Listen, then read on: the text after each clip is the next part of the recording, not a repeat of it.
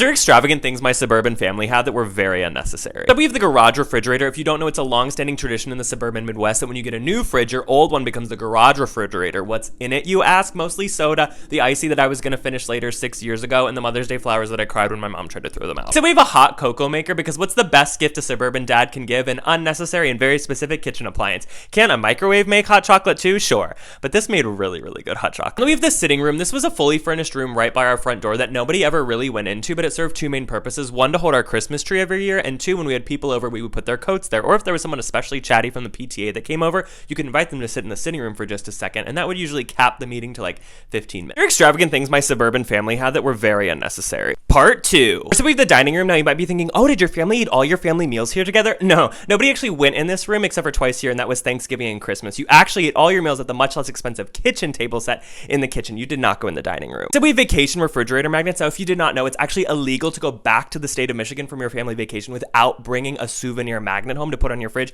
What did these magnets do? Well, they would hold up art projects that weren't really worth displaying, or just pictures of your relatives that you haven't seen since you were 4. Finally, we have pool tables. Now, this was a staple of any Midwestern basement, but nobody actually knew how to play pool, or if they did, like, just people didn't do it very often. We did rub that little chalk on our fingers, though, and when you hosted the neighborhood party, usually people would try to play, but at that point, you'd lost a couple of the balls, so good luck. There are extravagant things my suburban family had that were very unnecessary. Part 3. So we have the board game closet. Oh, did your family have a lot of family game nights? No, I don't know where half of these came from. We played like Taboo and Uno, and that was pretty much it. And when we did have a family game night, it ended in disaster because my mom was smarter than my dad and he didn't like that, so he would either cheat or just quit the game by the time it was over. It was really dramatic. So we have Christmas dishes. This was dishware that was only used once a year, and that was at family Christmas dinner where we all enjoyed a honey baked ham that took 6 hours of waiting in line to get and that nobody particularly enjoyed. Also had display only dishes that were in their own special display case that were not for eating but just for admiring. Why, you ask? I have no idea. And we have the front lawn. The backyard served a purpose because we would play games in it and stuff, but the front lawn took a very long time to mow and a very long time to do all the gardening. And for what? For people to admire as they accidentally drove down our cul-de-sac.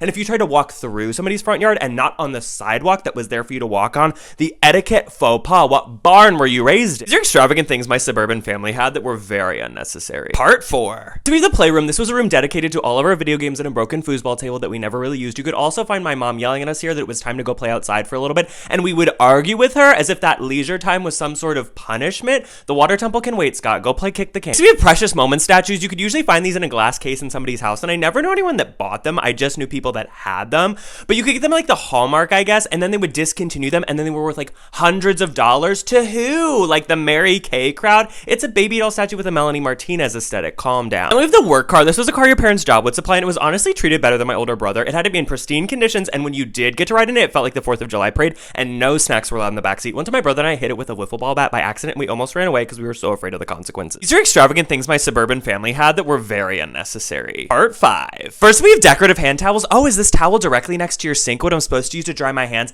Absolutely not. You can use the rag that our dog Lucky has chewed through. These towels were $100 on sale at the Anthropology, and they are not to be touched. You don't know the difference between a looking towel and a using towel? Disgusting. So we have a black toilet. We had this in the basement bathroom in our house because it's your 4th bathroom. You have to switch it up somehow. It kind of had the same functionality as a frat guy that uses navy sheets because he's terrified of a washing machine, but I thought it was pretty cool. And we have lawn statues. What in the Medusa? They were always so heavy and so creepy. Like, I watched enough episodes of Courage the Cowardly Dog to know that this is not a good idea, but they did ward off robbers for all the wrong reasons because they looked at this and said, this is their level of taste. There's nothing worth stealing in that house. They're extravagant things my suburban family had that were very unnecessary. Part 6. First, we have decorative pillows. Oh, were these very soft and comfortable to lay on? Absolutely not. They were actually the opposite. I think they were purposely uncomfortable. They were like $30 a piece, which was very surprising. And they had one main purpose, and that was being moved to the floor when you actually wanted to sit on the couch. So we have the junk drawer. Every suburban family had one of these. It kind of became like the knick-knack limbo drawer. You'd find like pens, calculators, the love your parents had for each other before you were born, all lost here among like expired Advil bottles, and its very existence keeps Marie Kondo up at night. And then we have surround sound. This was supposed to give you the home theater experience. Oh, did your family like to watch thought-provoking films together? Well, if you consider Adam Sandler's Click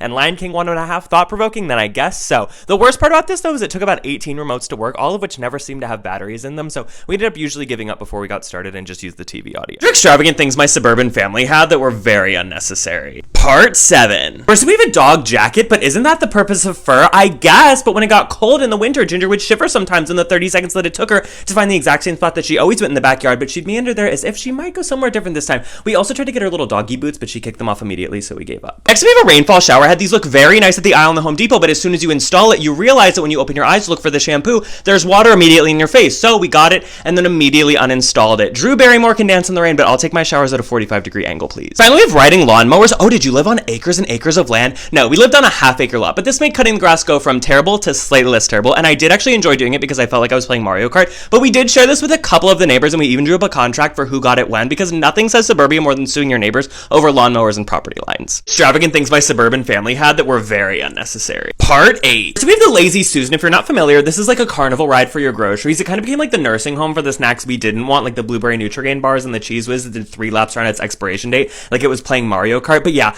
we couldn't be bothered to reach for our snacks. The shelves had to come to us. Next, we have a bin full of McDonald's toys. This was like a little trophy that I got for every time I could persuade my mom to go through the McDonald's drive-thru. We had a little bit of an unwritten agreement that I would go grocery shopping with her if we were going through that drive-thru after. And don't you dare try to throw them away because these are going to appreciate in value. This is the kindergarten stock market and I'm a high volume investor. Finally, with the backyard swing set, my parents dropped like $500 on this and they had to beg me to go outside and play on it, and I would drag my feet to do it like I was clocking into my shift to make vanilla sweet cream cold brews for the next 6 hours. I was like, do I have to? Oh my god, has it been 30 minutes yet? Seriously, kids, Super Smash Bros. Melee will still be inside when you're done. Just go play outside for a little bit.